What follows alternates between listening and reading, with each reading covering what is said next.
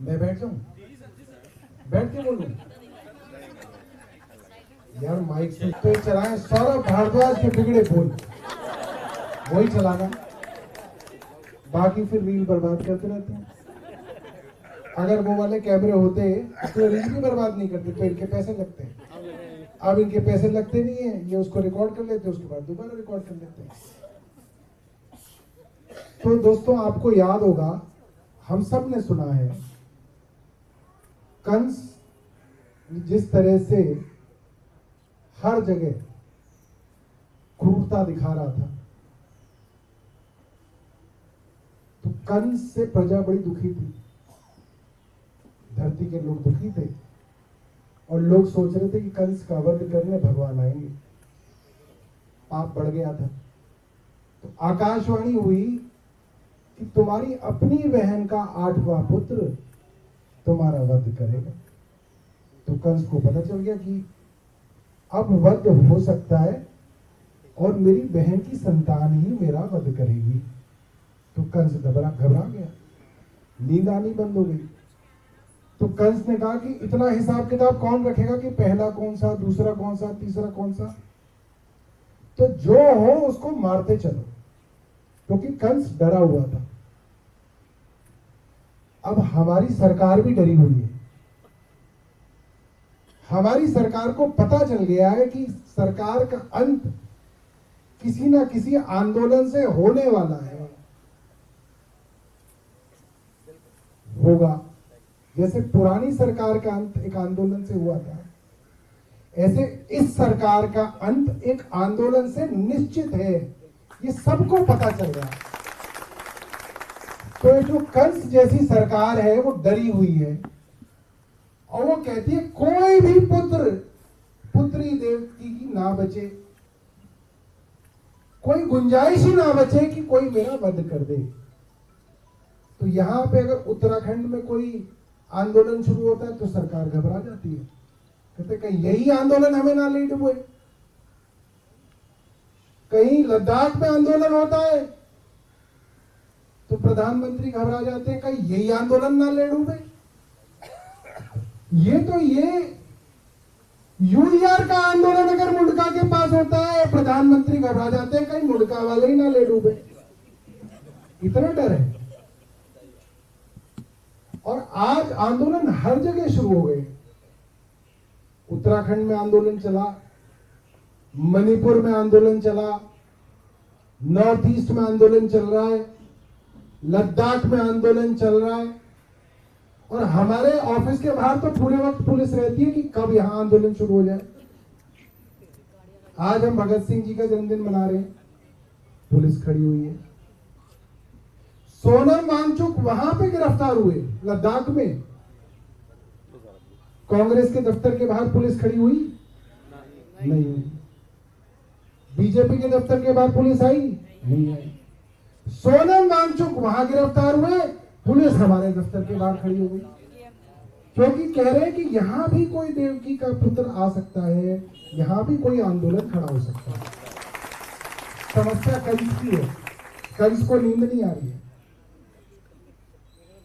और डर लग रहा है इस सरकार को। आप देखो इस सरकार का सोशल मीडिया देखो, जितने भी भारतीय जनता पार्टी के समर्थन करने वाले सोशल मीडिया हैंडल हैं, फेसबुक है, ट्विटर है, इंस्टाग्राम है, क्या एक शब्द इस्तेमाल कर रहे हैं? जेनजी। जेनजी हमारे साथ है, जेनजी भगवा हो गया है, जेनजी बीजेपी के साथ है। क्यों इतना डर है भाई तुम्हें? तुमसे कोई पूछ रहा है किसके पास है? हर ऑडियो, हर वीडियो, हर पोस्ट के अंदर किसी तरीके से बीजेपी इस चक्कर में लगी हुई है कि हम ये कह दें कि युवा हमारे साथ है। भाई क्यों? ऐसा क्या दिया है तुमने युवा को? क्यों है तुम्हारे साथ? इनके साथ युवा नहीं है। युवा क्या, इनके साथ बुजुर्ग भी नहीं है। आज इनके साथ कोई नहीं है, ले दे के इनके साथ सिर्फ और सिर्फ मीडिया है और कोई नहीं है। सिर्फ मीडिया की वजह से सरकार चल रही है, वरना ये सरकार चलाने वाला कोई नहीं है। सोनम वांगचुक को गिरफ्तार किया, ऐसे आदमी को गिरफ्तार किया, मतलब अगर आप सोचें कि कैसे महान लोग हो सकते हैं देश के अंदर, किसी भी देश के अंदर, तो सोनम वांगचुक जैसे महान लोग हैं। मैं उनके बारे में ज्यादा नहीं जानता था, नाम सुना था, पता था मुझे काफी दिनों से भूख हड़ताल वगैरह कर रहे हैं, कभी ट्वीट आ जाता था तो मैं रीट्वीट कर देता था।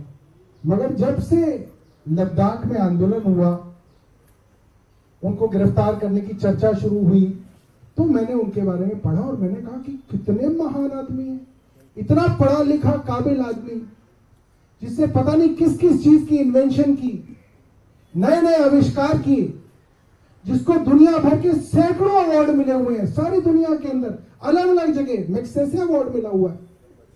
अलग अलग देश उनको बुला के अपने यहाँ पे डॉक्टरेट की उपाधि दे रहे हैं। उनसे जानना चाह रहे हैं कि आपके इस आविष्कार को हम भी इस्तेमाल कर सकते हैं, नहीं कर सकते। जिन्होंने फौज के लिए सियाचिन जैसी जगह पे जब फौज रहती है तो ठंड रखती है, उसके लिए उन्होंने आविष्कार किए। ऊपर हिमालय से बर्फ पिघल रही है, धीरे धीरे बर्फ पिघल के जो है हमारा पर्यावरण खराब हो रहा है, उसके लिए आविष्कार किए। और पूरी दुनिया में उनके आविष्कारों के लिए उनको जाना जाता है। जब प्रधानमंत्री ने 370 धारा हटाई, उन्होंने उनको मुबारकबाद दी। उन्होंने कहा कि हो सकता है इससे कश्मीर की समस्या का हल हो जाए। हमें से भी कई सारे लोगों को लगा कि 370 हटा दी, हो सकता है इसी से कश्मीर में शांति आ जाए। मगर 6 साल हो गए, कुछ नहीं हुआ। तो हमें समझ में आ गया कि ये हल नहीं था, ये गलत हल था। ये जो 70 साल से जो लेके चल रहे थे कि ये कर देंगे तो कश्मीर में आप हल कर देंगे, वो फेल हो गई इनकी पॉलिसी। तो सोनम वांगचुक ने भी कहा कि भाई आपकी पॉलिसी गलत है। आपने जो हमको वादे किए लद्दाख के, और लद्दाख के लोग तो बहुत भोले भाले सीधे लोग होते हैं, ज्यादातर बुद्ध धर्म को मानने वाले लोग हैं वहां पे। बुद्ध धर्म की तो शुरुआत ही अहिंसा से हुई है, उनके धर्म का तो आधार ही अहिंसा है। उस धर्म को मानने वाले, बुद्ध धर्म को मानने वाले शांति प्रिय लोग इस सरकार से पिछले 5-6 साल से हाथ जोड़ के विनतियां कर रहे थे कि भाई आपने जो हमें वादा किया था 6 शेड्यूल में लेके आओगे, वो वादा पूरा करो। आपने जो कहा था कि हमको वापस आप राज्य बनाओगे, वो वादा पूरा करो। ये वादा पूरा नहीं कर रहे। कोई क्या करेगा? बेचारे धरने दे रहे थे, अनशन कर रहे थे, अनशन भी कई बार करके देख लिया। वहां से 700-800 किलोमीटर दूर से पैदल चल के आए लोग यहाँ पे, यहां पे भी उनको बेइज्जत करके वापस भेज दिया। और उसके बाद अब आप कहते हैं कि वो लोग देशद्रोही है। कुछ दिनों पहले जो लद्दाख में हिंसा हुई, ये पहली बार मैं देख रहा हूं कि देश के अंदर हिंसा हुई है और जो लोग मारे गए हैं उनके बारे में कोई चर्चा नहीं कर रहा, उनका नाम भी लेने वाला कोई नहीं है। कौन थे वो लोग? आतंकवादी थे, पाकिस्तानी थे, चीनी थे, कौन थे? हमारे देश के लोग थे, हमारे देश के नौजवान बच्चे थे। कोई 20 साल का था, कोई 21 साल का था। उनके बारे में कोई नाम तक बताने के लिए तैयार नहीं। क्यों? क्यों छुपाया जा रहा है? छिपाया जा रहा है। मैंने कहीं पे एक जगह अखबार में मैंने पढ़ा उनके बारे में, लद्दाख की हिंसा के अंदर मारे जाने वाले एक व्यक्ति के बारे में मैंने पढ़ा। उसके बाप, उसके घर में लाश पड़ी है और जो बुद्धिस्ट मंक हैं वो अपना मंत्रोच्चारण कर रहे हैं और उसके बाप ने रोते रोते कहा है कि मैंने अपनी जिंदगी हिंदुस्तान की फौज को दी और जिस लड़के को गोली मारी गई उसने अपनी जिंदगी हिंदुस्तान की फौज को दी। उसने कारगिल की जंग लड़ी और वो कहता है कि मेरा 46 साल का बेटा फौज की नौकरी से जब रिटायर हुआ तो उसने अपना छोटा मोटा काम धंधा खोला और जब उसको लगा कि अपनी हक के लिए मांगना चाहिए, अपने हक के लिए जाना चाहिए, तो वो उस प्रोटेस्ट के अंदर गया। एक फौजी गया, कारगिल की जंग लड़ने वाला एक फौजी गया और वहां पे उसको गोली मार दी गई। और उसके घर वालों का बयान छपा हुआ है कि उसकी पूरी कमर पे पीटने के निशान हैं। तो ऐसा नहीं है कि गलती से गोली लग गई और उसको चल गई और उसको लग गई, उसको बाकायदा पीटा गया है और उसके बाद उसको मारा गया है। ये इंडियन एक्सप्रेस में छपा है। आजकल एक दो ही अखबार है अंग्रेजी के जो सच्चाई छापने की हिम्मत रखते हैं, वरना तो सब लोग जो है मामला खत्म हो गया है। और मैं आज वो फोटो लेके आया हूं उनकी, क्योंकि मुझे ऐसा लगा कि भगत सिंह मरते नहीं है।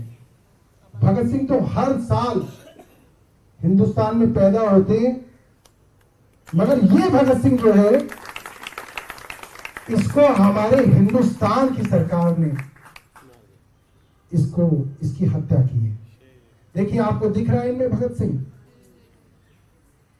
आप सोचिए, एक फौजी, इनके बारे में मैंने पढ़ा कि लद्दाख स्काउट्स के अंदर इन्होंने फौज में काम किया, पाकिस्तान के खिलाफ कारगिल की लड़ाई में इन्होंने हिस्सा लिया। इनके 2 बेटे हैं, 2 बेटियां हैं। सोचिए, 4 बच्चे छोड़ के गुजर गए। 46 साल क्या उम्र होती है? हम में से ज्यादातर लोग तो 46 साल से ऊपर के हैं यहाँ पे जो खड़े हैं। 46 साल का आदमी 2 बेटे 2 बेटी छोड़ के गुजर गया। उसका बाप भी फौज में था, वो खुद भी फौज में है, और बच्चे आर्मी स्कूल में पढ़ रहे हैं, वो भी फौज में जाने के लिए तैयार है। और ये हमारी सरकार ने उसके साथ किया है। तो दोस्तों, आज हमें सोचने की जरूरत है कि आज अगर भगत सिंह होते तो क्या होता। आज अगर हिंदुस्तान के अंदर भगत सिंह आ जाते तो वो क्या करती थी? ब्रिटिश गवर्नमेंट क्या करती थी? ऐसा कोई ना करती थी कि ब्रिटिश गवर्नमेंट जो है लोगों को पैसा देके कहती थी कि इसका जो है इसको चाकू मार देना गली में चलते हुए। नहीं, ब्रिटिश सरकार भी चाकू नहीं मरवाती थी। ब्रिटिश सरकार बाकायदा किसी को फंसाने के लिए एक मुकदमा करती थी।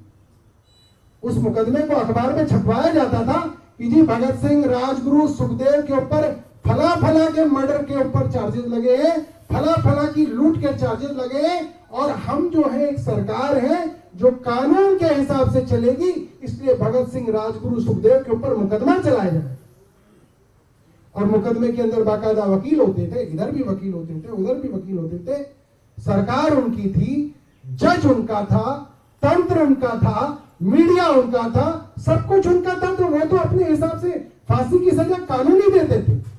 वो कोई जबरदस्ती कोई ना फांसी लगाते थे। कानूनी तरीके से भगत सिंह, राजगुरु, सुखदेव को फांसी लगाई गई। बाकायदा ट्रायल चलाया गया, बाकायदा अखबारों में साबित किया गया कि भगत सिंह, राजगुरु, सुखदेव ने कानून का उल्लंघन किया है, इसीलिए इनको फांसी दी जा रही है। आज हिंदुस्तान के अंदर यही किया जा रहा है।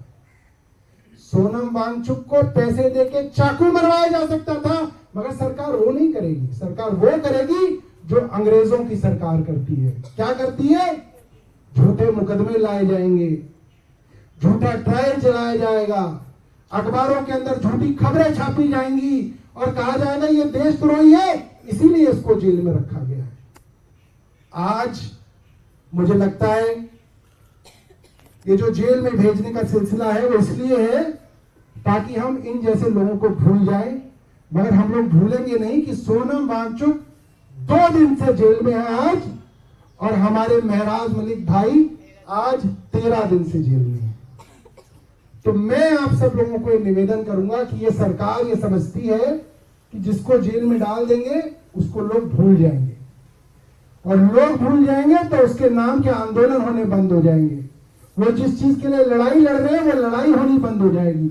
हम लोगों को आज यहां से प्रण लेके जाना है कि जब जब मौका मिलेगा हम लोग फेसबुक उठाएंगे और लिखेंगे कि सोनम वांगचुक को आज 5 दिन हो गए, महराज मलिक को आज 18 दिन हो गए, सोनम वांगचुक को आज 2 साल हो गए, महराज मलिक को आज 2.5 साल हो गए।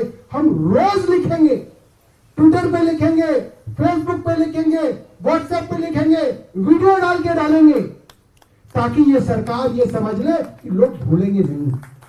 दोस्तों, हमें लोगों को भुलाना नहीं है, हमें सरकार को बताना है कि हम इसको राज याद रखेंगे कि आपने हमारे भाइयों को जेल में डाला है, और इसलिए डाला है क्योंकि वो हक की आवाज उठा रहे थे। तो मैं आज सिर्फ आप लोगों से यही कहने के लिए आया था, और मुझे बड़ी खुशी है कि आप सब लोग यहाँ पे आए हैं। आज के जो प्रोग्राम का मैसेज जो है हमने बड़ा साधारण सा मैसेज भेजा था, कोई हमने किसी को कॉलिंग वगैरह नहीं कराई कि आना ही आना है, क्योंकि हमें मालूम है भगत सिंह जी का जन्मदिन है। जगह जगह विधायकों के लिए, पार्षदों के लिए कई कार्यक्रमों में जाना होता है, नवरात्र का भी समय है, कई सारे आप लोगों के एंगेजमेंट होते हैं, मगर मुझे बड़ी खुशी है कि आप सब लोग भगत सिंह से प्यार करते हैं, इसलिए आप सब लोग यहाँ पे आए हैं।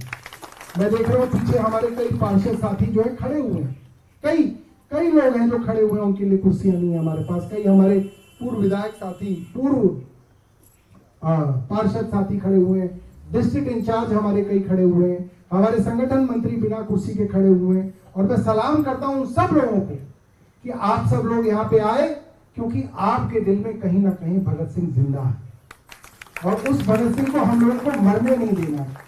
हम लोगों को यह समझना है कि भगत सिंह को तो फांसी की सजा हुई थी, ये सरकार आपका क्या कर सकती है? एक मुकदमा कर सकती है, 2 कर देगी, 3 कर देगी, क्या हो जाएगा? 5 दिन चले जाओगे, 1 महीना चले जाओगे, 3 महीने चले जाओगे, 1 साल चले जाओगे, क्या बदलना है? डरते हो आप जेल में जाने से? सच सच बताओ, अगर डरते हो तो बता दो। अगर ये जनता ये ठान ले कि जेल में जाने से डरते नहीं और जेल से ज्यादा तुम कुछ कर सकते नहीं, ये सरकार जेल भेजने से ज्यादा आपका कुछ नहीं कर सकती। मुकदमे तो चलते रहते हैं, जब सरकार बदलेगी तो सारे राजनीतिक मुकदमे जो है माफ हो जाते हैं।